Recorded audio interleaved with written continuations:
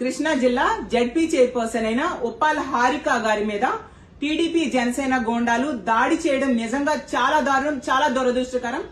దీన్ని నేను తీవ్రంగా ఖండిస్తూ ఉన్నాను.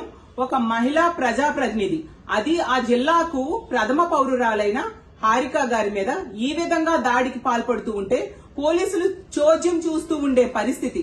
అసలు ముఖ్యమంత్రి గారు, డిప్యూటీ సీఎం గారు, ఒక మహిళా హోంమంత్రి గారు ఇంత సంఘటన జరిగితే ఏం చేస్తూ ఉన్నారు? ఎంత దారుణం!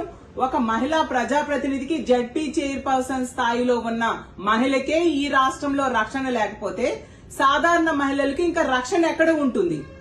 ఎంత దారుణం అంటే, మహిళల మీద ఎవరైనా చేయి వేస్తే తాట తీస్తానన్నారు పవన్ కళ్యాణ్ గారు.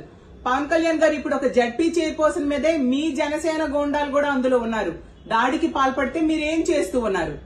ముఖ్యమంత్రి గారు అన్నారు, మహిళ మీద ఎవరైనా చేయి వేస్తే అదే వాళ్ళకి చివరి రోజు అన్నారు. మరి ముఖ్యమంత్రి గారు ఇలా ఒక మహిళా ప్రజాప్రతినిధి మీద దాడి జరుగుతూ ఉంటే మీరు చూస్తూ ఎందుకు ఊరుకుంటూ ఉన్నారు? మహిళా హోం మంత్రి అయ్యుండి కూడా ఏం చేస్తున్నారు మీరు? ఎంత దారుణమా అంటే, రెడ్ బుక్ రాజ్యాంగం అమలు దాని మీదే శ్రద్ధ ఉంది. అందులో భాగంగా ప్రజాస్వామ్యాన్ని కూనీ చేయడానికి, ఎవరైనా తమ వాయిస్ ని వినిపించాలి అంటే వాళ్ళని అణిచివేయడంలో భాగంగా ఈ విధంగా ఒక మహిళని కూడా చూడకుండా ఆవిడ మీద దాడికి పాల్పడడం ఎంతవరకు సమంజసం? ఇలాంటి సంఘటనలు పదే పదే రిపీట్ అవుతూ ఉన్నాయి. దీన్ని ప్రజలు చూస్తూ ఊరుకోరు. ఖచ్చితంగా మీకు తగిన బుద్ధి చెప్పే రోజులు తొందరలోనే వస్తాయని తెలియజేస్తూ ఉన్నాను.